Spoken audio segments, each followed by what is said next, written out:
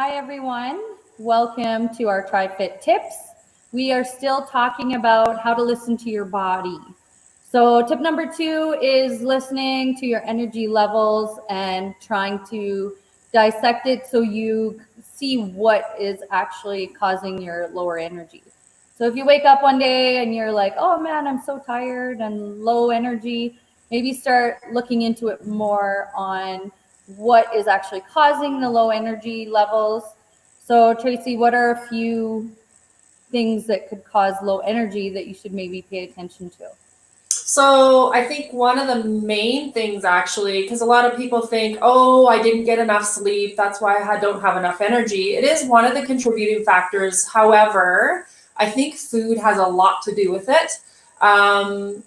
Lots of people don't eat enough to keep their energy levels up. And then also the types of foods that they're eating they're the fast acting sugars where, oh, you get a burst of energy and then all of a sudden you hit like you can start crashing. So any sort of highly processed foods that have a lot of sugar in them, that will really affect your energy levels. So they're good for the short little period, but then all of a sudden you crash. And so if you're not getting the nutrients that you need to keep the energy levels up in your body. Also, if people aren't eating enough as well. So some people think, oh, in order to lose weight, I have to eat little amounts, which is actually not the case. So just keeping a lot of food in intake during the day, throughout the day, to keep your energy levels up.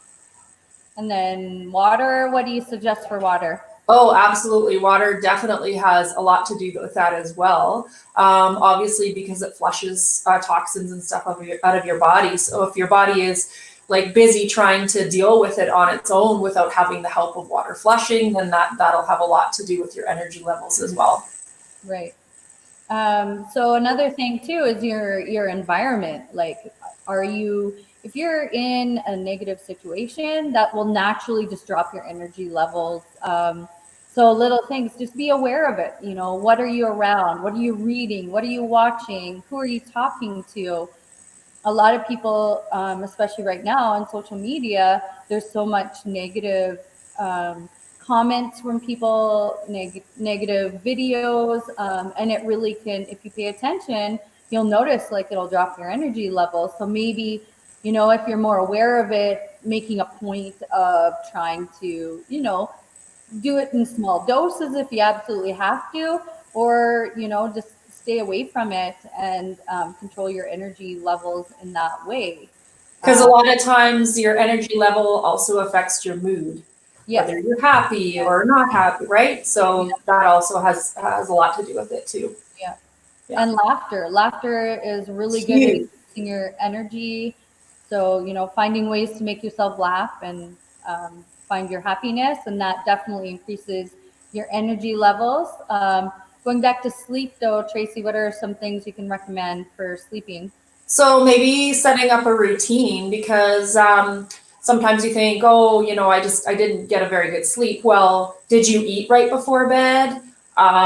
Were you on video screens or blue screens right before bed? That also affects being able to get into a good sleep pattern.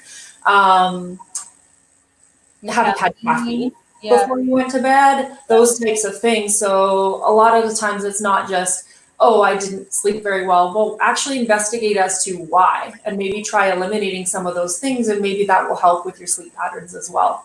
Yeah. I know you said with a routine, that also helps. Yeah.